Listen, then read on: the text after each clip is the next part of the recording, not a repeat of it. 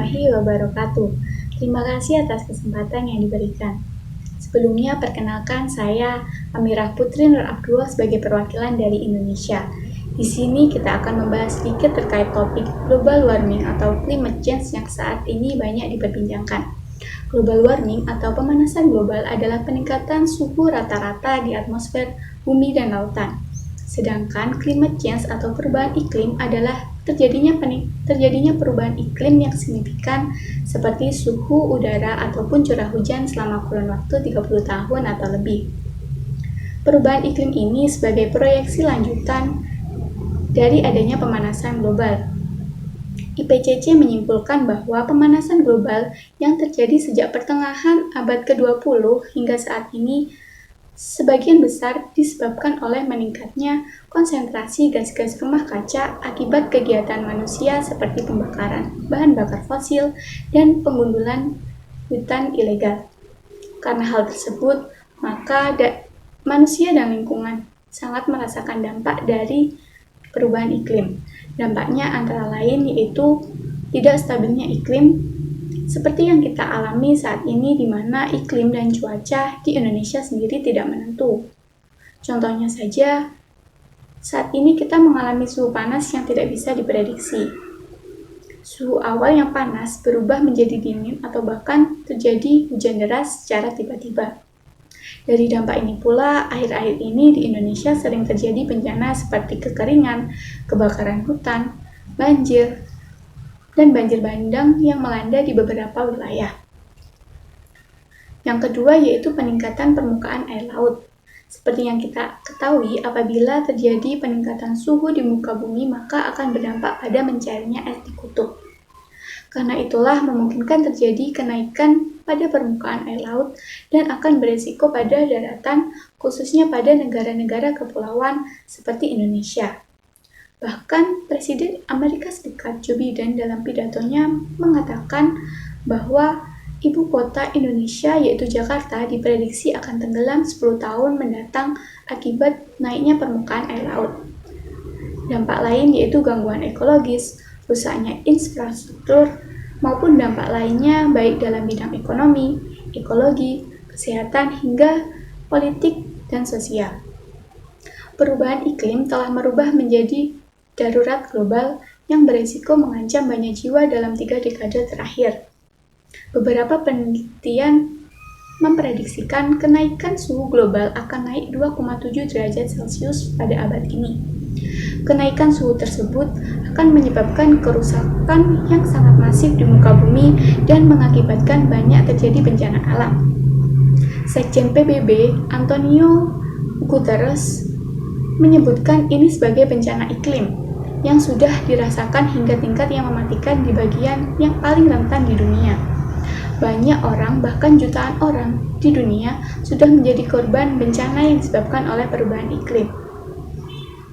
Bagi Guterres dan ilmuwan lain, ambang batas 1,5 derajat Celcius menjadi satu-satunya cara dalam mencegah kerusakan lebih parah di muka bumi. Sehingga untuk membatasi kenaikan suhu ini, dunia perlu mengurangi separuh emisi gas rumah kaca dalam 8 tahun ke depan. Untuk mencegah terjadinya dampak yang semakin besar akibat perubahan iklim, perlu adanya kesepakatan dunia terkait upaya dalam menangani perubahan iklim karena masalah maupun dampak dari perubahan iklim ini global, tidak hanya dialami oleh satu atau beberapa negara saja. Saat ini, sejumlah pemimpin dunia menghadiri KTT yang membahas perubahan iklim yaitu COP26 di Glasgow, Skotlandia sejak 31 Oktober hingga 12 November mendatang. COP26 atau Conference of Parties ke-26 merupakan konferensi tahunan yang membahas sikap global terhadap isu-isu perubahan iklim. Melalui konferensi kerangka kerja PBB tentang perubahan iklim, negara-negara sepakat untuk menstabilkan konsentrasi gas rumah kaca di atmosfer dalam mencegah gangguan berbahaya dari aktivitas manusia pada sistem iklim. Upaya pemerintah dalam menangani isu perubahan iklim salah satunya yaitu pendanaan, di mana semua negara berupaya meningkatkan sumber pendanaan untuk mengatasi dan menjalankan program-program yang berkaitan dengan perubahan iklim. Selain pendanaan melalui APBN, Indonesia juga memiliki kebijakan lain, yaitu pembentukan Badan Pengelola Dana Lingkungan Hidup dan SDG Indonesia One yang bertujuan mempertemukan berbagai kegiatan maupun perubahan iklim dengan sumber dananya. Dalam bidang perpajakan, pemerintah memberikan kebijakan tax holiday untuk mendukung investasi baru dalam pengembangan dan membangun energi terbarukan serta perbedaan tarif PPNBM dalam PPNBM kendaraan berdasarkan emisi karbon dioksida. Seperti yang terjadi di Indonesia, di mana masyarakat sudah mulai mengantri untuk mengukur jumlah emisi karbon dioksida yang dikeluarkan dari kendaraan mereka. Dalam KTT tentang perubahan iklim, Presiden Joko Widodo mengatakan bahwa pemerintahannya telah melakukan aksi nyata untuk mengurangi emisi karbon dan mencegah kerusakan lingkungan. Selain itu, Presiden juga mengatakan bahwa laju deforestasi turun dengan signifikan. Kemudian terjadi penurunan 82% kebakaran hutan di tahun 2020, serta mulai merehabilitasi hutan mangrove seluas 600.000 hektar dan 3 juta hektar lahan kritis. Dalam menangani isu perubahan iklim ini perlu adanya kerjasama dari semua pihak, mulai dari pemerintah hingga masyarakat serta dukungan dari semua sektor untuk mencegah semakin parah dampak yang dialami. Beberapa upaya yang dapat dilakukan yaitu yang pertama yaitu reboisasi atau deforestasi untuk mengembalikan fungsi dari hutan serta menindak tegas oknum-oknum yang merusak lingkungan. Yang kedua, yaitu pengurangan gas rumah kaca melalui pembatasan jumlah emisi karbon dioksida kendaraan.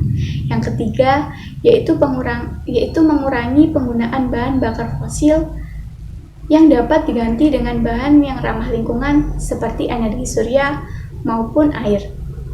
Yuk, mari jaga bumi kita, mulai dari aku, kamu, dan semua. Sekian yang dapat saya sampaikan. Semoga sedikit dari saya dapat bermanfaat. Mohon maaf apabila ada salah kata.